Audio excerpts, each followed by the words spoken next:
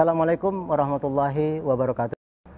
Para pejuang ekspor, selamat berjumpa lagi dengan kami, Balai Besar Pendidikan dan Pelatihan Ekspor Indonesia, Direktorat Jenderal Pengembangan Ekspor Nasional, Kementerian Perdagangan. Saya Abdillah Sani. Kali ini kita akan berdiskusi tentang transportasi ekspor. Salah satu komponen penting yang sangat mempengaruhi kelancaran pengiriman barang sejak dari negara asal sampai ke negara tujuan ekspor. Apa saja yang harus kita perhatikan agar kita bisa mengirim barang dengan cepat, dengan selamat, dan tentu saja dengan harga yang sebisa mungkin paling murah. Bersama saya sudah ada Pak Antoni Tampu Bolon. Beliau merupakan tenaga pengajar senior di PPI ini dan merupakan Direktur Utama PT Sahabat Utama Indonesia, freight forwarder yang sudah memiliki banyak pengalaman.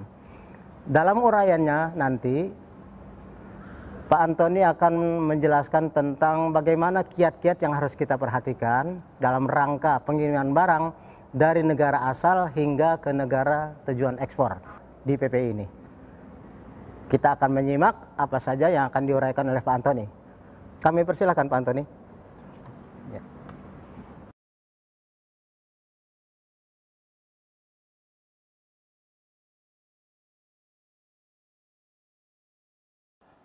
Halo para pejuang ekspor, kita akan diskusi terkait transportasi ekspor. Ada 4 poin yang para pejuang ekspor harus pahami terkait dengan transportasi ekspor. Yang pertama, pelaku transportasi ekspor. Bapak Ibu harus tahu siapa itu shippernya. Shipper itu adalah kita sebut pengirim atau kedudukannya sebagai eksportir. Yang kedua, carrier. Carrier itu siapa? Dia adalah pengangkut. Nah, tergantung nanti Bapak Ibu mau ekspor, mau menggunakan moda transportasi apa. Moda transportasi dalam pengangkutan nanti untuk ekspor bisa laut. Kita akan menggunakan shipping line. Carriernya adalah shipping line. Yang kedua adalah airlines. Bapak Ibu, dia adalah bertindak sebagai carrier. Moda transportasi yang berikutnya adalah dengan menggunakan moda transportasi darat, yaitu dengan menggunakan trucking. Dan yang keempat, moda transportasi angkutan kereta api. Nah, dengan shipping line, airline, kemudian angkutan darat, kereta api, ini kita sebut sebagai carrier atau pengangkut. Dan hal yang penting juga, para pelaku transportasi yang para pejuang ekspor tahu adalah siapa konsaininya. Nah, konsaini itu di situ adalah kita sebut sebagai siapa? Penerima barangnya. Siapa importirnya di negara tujuan. Sekali lagi, Bapak Ibu harus tahu dulu kedudukan kita sebagai eksportir adalah shipper di dalam transportasi ekspor. Lawan kita nanti konsaini. Nah, yang mengangkut barang kita itu adalah kita sebut dengan carrier atau pengangkut.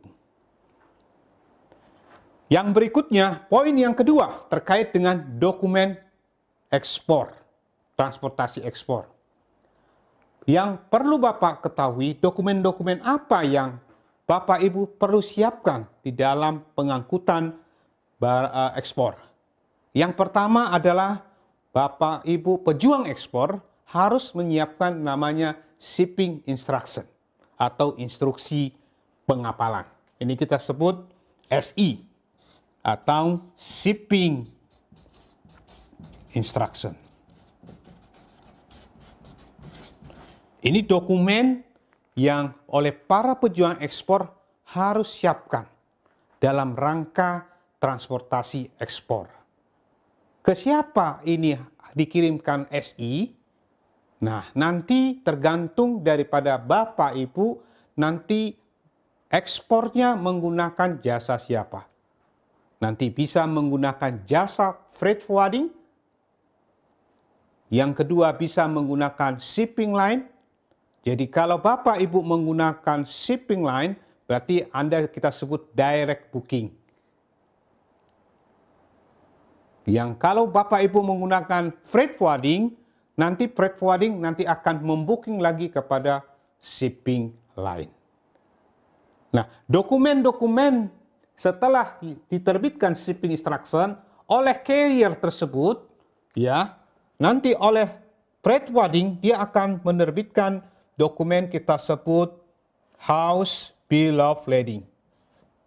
Yaitu dokumen pengangkutan yang diterbitkan oleh freight forwarding. Ketika Bapak Ibu booking langsung ke shipping line, nanti Bapak Ibu akan mendapatkan dokumen kita sebut dengan Master BL. Nah, kalau Bapak Ibu menggunakan moda transportasi udara, ini tetap sama, nanti kita sebut dengan House Airway Bill. Jadi Airway Bill adalah dokumen pengangkutan transportasi untuk udara. Kalau menggunakan jasa freight forwarding kita sebut House Airway Bill. Kalau shipping line kita sebut dengan Master Airway Bill. Terkait siapa yang membooking pengangkutan transportasi ekspor, Pak Ibu pejuang ekspor harus memahami terkait dengan Incoterms. Nah, Ex-Works, kalau dia Ex-Works, ya, yang melakukan tanggung jawab pengurusan transportasi itu adalah si consignee. Namun, kalau dia DDP, ujungnya, yang tanggung jawab itu adalah Anda sendiri, eksportir. Nah, kalau nanti dia FOB, yang pengangkutan, yang bertanggung jawab itu adalah si consignee. Ketika dia, Bapak Ibu nanti bernegosiasi dengan CFR dan CIF, ini tanggung jawab pengangkutan itu adalah Bapak Ibu sendiri. Jadi Bapak Ibu harus memahami terkait dengan pola pengangkutan hubungannya dengan pemilihan Incoterms-nya. Ingat, sekali lagi, kalau Ex-Works yang mengurusin angkutan itu adalah bukan Bapak Ibu, tetapi si consignee.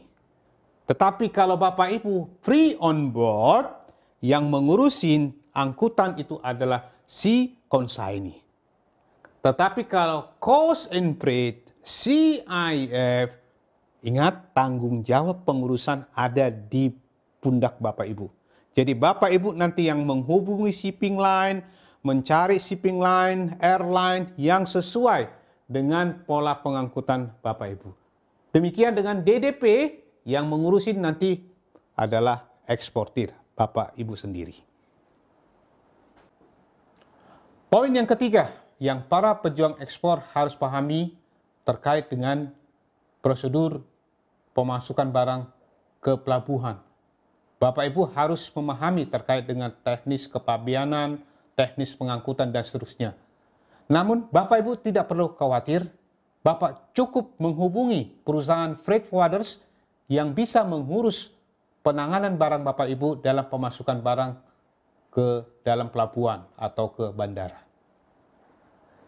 Berikutnya, yang paling penting yang para pejuang ekspor, kalau poin 1, poin 2, poin 3, Bapak Ibu bisa serahkan ke pihak freight forwarding atau jasa yang mengurusin pengangkutan ekspor tersebut. Tetapi terkait dengan biaya transportasi ekspor, Bapak Ibu harus pahami. Saya ulangi, harus pahami. Kenapa? Karena Bapak Ibu nanti harus tahu biaya apa saja yang Bapak Ibu harus keluarkan terkait dengan pengangkutan ekspor tersebut. Nah, ini kaitannya nanti dengan Incoterms. Kita sebut yang pertama ex-works. Kalau ex-works, biaya Bapak Ibu hanya sampai di gudang saja. Jadi Bapak Ibu tidak perlu mengeluarkan biaya apapun. Namun kalau Bapak Ibu free on board, biaya Bapak Ibu adalah mengantarkan barang dari gudang sampai barang tersebut termuat ke atas pelabuhan. Berarti ada biaya transportasi, pengangkutan trafik, custom clearance, kemudian ada biaya-biaya di pelabuhan. Sementara kalau biaya transportasi freight itu urusan daripada consignee. Consignee yang akan bayar. Namun kalau bagaimana dengan cost and freight atau CIF, biaya Bapak Ibu adalah sama seperti free on board tadi, cuman ditambahkan dengan namanya biaya freight. Ingat Bapak Ibu, cost and freight dan CIF, Bapak Ibu harus tanggung jawab membayar freight tersebut. Dan yang berikutnya, DDP, seluruh biaya-biaya mulai dari gudang ke pelabuhan, pengangkutan sampai ke gudang si consignee menjadi tanggung jawab Bapak Ibu para pejuang ekspor. Baik Pak Antoni, dalam rangka kita pengurusan transportasi ekspor ini, saya yakin banyak sekali kasus-kasus yang cukup penting ya, yang kalau tidak diwaspadai itu bisa menimbulkan kerugian bagi para eksportir. Nah, selama Pak Antoni ini menangani pengiriman barang ekspor selaku freight forwarder, ada nggak Pak kasus yang sangat-sangat penting untuk diperhatikan supaya nanti ya para eksportir lain itu bisa mempelajari itu dan mewaspadai hal tersebut? Silakan Pak. Baik Pak Sani, hal-hal yang perlu diperhatikan yang sering masalah di dalam transportasi ekspor ini, yang pertama terkait dengan kemasan barang. Jadi banyak kemasan rusak pada saat sampai diterima di tempat tujuan. Yang kedua adalah terkait dengan late shipment. Seringnya barang terlambat, tidak sesuai dengan pesanan daripada si consignee. Yang ketiga, sering barang hilang dalam perjalanan. Yang keempat, seringnya keterlambatan dalam hal shipping schedule, jadwal kapal, dalam hal pengangkutan barang. Tetapi yang paling penting adalah terkait dengan kalkulasi biaya.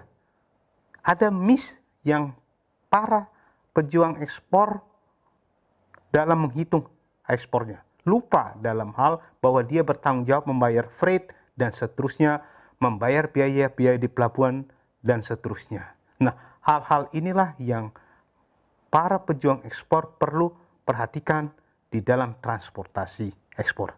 Demikian Pak Sani. Baik para pejuang ekspor, kita sudah mendengarkan tadi uraian yang meskipun cukup singkat, tapi mudah-mudahan cukup bisa memberikan informasi kepada kita tentang pengurusan transportasi ekspor ini, mulai dari negara pengirim sampai kepada negara tujuan ekspor. Hal-hal yang seperti disebutkan dari Pak Antoni, antara lain siapa shippernya, kemudian siapa pelakunya, kemudian bagaimana dokumentasinya, dan terakhir bagaimana masalah pembiayaan. Terima kasih Pak Antoni sudah menyempatkan diri ke PPI untuk menjelaskan masalah ini. Demikian saja yang bisa kami sampaikan pada saat ini. Mudah-mudahan nanti kita akan bisa ketemu lagi dengan para narasumber fasilitator PPI yang berkualitas. Assalamualaikum warahmatullahi wabarakatuh.